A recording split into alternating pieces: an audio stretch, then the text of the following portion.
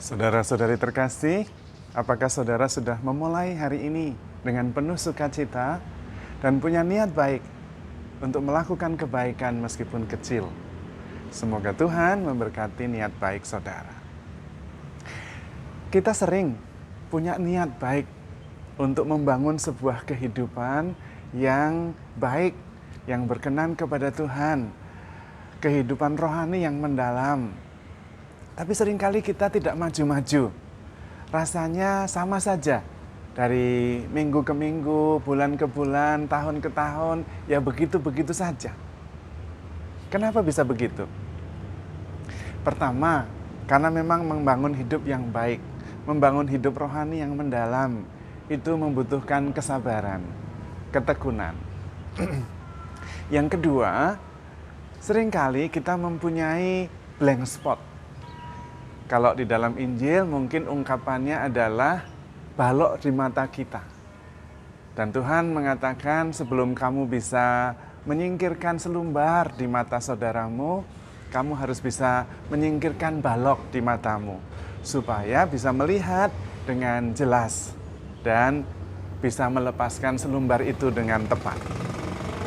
Persoalannya adalah bahwa seringkali kita tidak mampu karena ada blok, ada balok di mata kita. Padahal untuk membangun sesuatu, terutama hidup rohani, kita membutuhkan bahan-bahan yang tepat, memilih yang tepat untuk bisa disusun menjadi sebuah bangunan hidup rohani yang baik. Dan disitulah seringkali balok yang menutupi mata kita. Kita tidak bisa memilih bahan-bahan yang tepat untuk membangun hidup rohani yang benar. Apa saja itu balok yang di mata kita itu? Yang pertama adalah egoisme. Kepentingan-kepentingan kita pribadi. Kalau kita mempunyai keinginan pribadi, seringkali keinginan itu mengarahkan kita untuk fokus pada keinginan dan lupa kiri kanan. Dan itu sering terjadi. Namun selain itu juga, seringkali bukan kesalahan kita sepenuhnya, tetapi juga cara kita dibesarkan. Itu juga seringkali menjadi blocking, menjadi balok yang menutupi mata kita. Contohnya begini, contoh saja. Ada teman saya yang dibesarkan, lahir dan dibesarkan di Mangga Besar. Yang sekitarnya itu pertokoan, jajanan, makanan, minuman, mall, dari kecil sampai besar. Lalu ketika ada temennya yang datang dari kampung, bercerita betapa syahdunya, betapa menyenangkannya. Tinggal di kampung, ada sawah yang luas, apalagi kalau udah mulai musim panen menguning, luas sekali, hamparan yang kuning seperti keemasan. Kemudian ada sungai kecil yang mengalir jernih, pepohonan, burung-burung yang berterbangan, suasana dan bau tanah, wah rasanya itu merupakan kenangan yang sangat indah.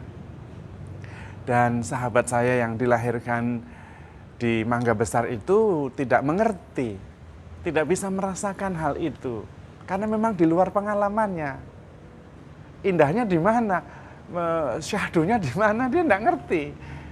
Dan itulah yang disebut dengan balok, yaitu masa lalu, cara kita dibesarkan, pengalaman kita, membuat kita mempunyai tata nilai tertentu. Dan itu sangat berpengaruh untuk menjatuhkan pilihan. Seperti contoh tadi, teman saya mau liburan kemana.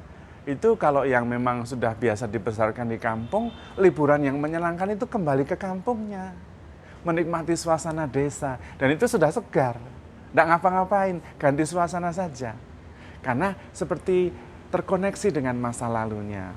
Sesuatu yang kenangan indah yang membuat dia bisa bertumbuh.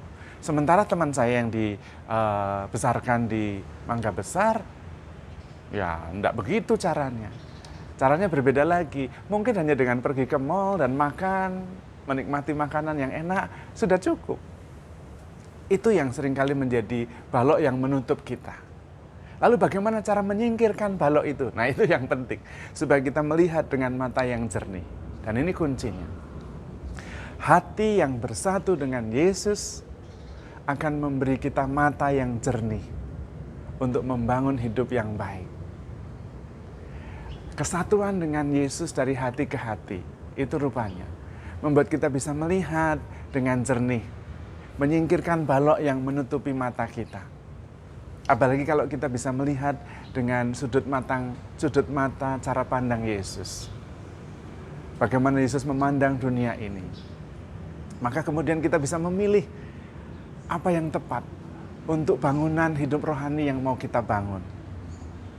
Maka penting sekali membangun hubungan yang erat dan dekat dengan Tuhan Yesus sendiri.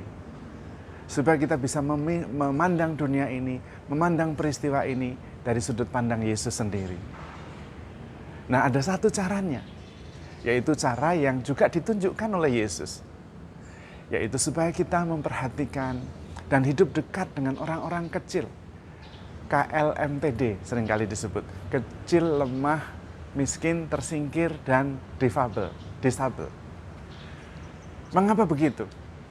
Karena ketika kita dekat dengan mereka, dengan yang kecil, lemah itu, dan tersingkir, kita bisa mengerti persis perasaan-perasaan, pilihan-pilihan Yesus yang sebenarnya. Karena itu Yesus dalam Matius bab 25 mengatakan, apapun yang kamu lakukan untuk sahabatku yang paling hina ini, kamu lakukan untuk aku. Karena Yesus sudah mengalami sendiri. Dia adalah Allah yang maha tinggi, turun menjadi manusia. Dan manusia pun menjadi manusia yang sangat sederhana dan bahkan menderita hebat. Dihina, direndahkan, disalahkan, meskipun tidak salah, dan kemudian disalibkan dan wafat. Maka kalau kita ingin mempunyai relasi yang sungguh dekat dengan Tuhan Yesus, kita harus dekat dengan orang-orang sederhana dan ditinggalkan itu, yang disingkirkan itu. Disitulah kita menemukan hati Yesus yang sebenarnya, keinginan-keinginannya, kerinduannya, pilihan-pilihannya. Sehingga kita bisa memandang dunia ini, peristiwa ini dari sudut pandang Yesus sendiri. Karena itu jangan heran kalau orang-orang besar, orang-orang suci, justru dekat dengan orang-orang kecil. Ibu Teresa dari Kalkuta, Siddhartha Gautama sendiri, Tuhan Yesus, dan banyak tokoh-tokoh besar yang mengalami kedekatan dengan orang-orang kecil itu, kemudian mempunyai sudut pandang yang berbeda, sehingga dia bisa memilih dari antara ribuan pilihan setiap hari, memilih bahan-bahan yang bagus untuk membangun hidup rohani yang tepat, benar, dan membahagiakan. Bahkan ada sebuah nasihat yang sangat bijak. Kalau Anda mengalami depresi, berhentilah berpikir dan mulai membagikan makanan kepada orang yang tidak punya makanan. Mengunjungi orang sakit terminal yang sudah tidak bisa sembuh lagi. Tanpa melakukan apa-apa, tanpa berpikir apa-apa, tanpa melakukan banyak hal, kunjungilah mereka, berbagilah dengan mereka. Depresi Anda akan hilang, dijamin. Karena depresi lebih disebabkan oleh pikiran-pikiran. Sementara kasih dan kehendak lahir dari sebuah perjumpaan. Dan kuncinya memang tetap sama. Hati yang bersatu dengan Yesus akan memberi kita mata yang jernih untuk membangun kehidupan yang lebih baik. Sebetulnya para kudus adalah teladan bagaimana kita bisa hidup dan membangun hidup secara baik dan benar. Menjatuhkan pilihan-pilihan yang tepat yang akhirnya bisa membuat hidup kita sungguh-sungguh mencapai kepenuhannya, memperoleh kegembiraan karena perbuatan baik. Karena itu, handle yourself with care. Jangan lupa tetap mempunyai relasi, koneksi dengan orang-orang yang sederhana dan membutuhkan. Orang bijak juga mengatakan, sangat mudah kita mengasihi dan sayang kepada bayi-bayi, anak-anak yang kecil yang lucu. Tetapi untuk sungguh-sungguh membuat kita mengasihi dan sadar akan kebutuhan kasih itu, habiskan waktu sesering mungkin dengan orang-orang tua manula yang sudah tidak bisa mandiri.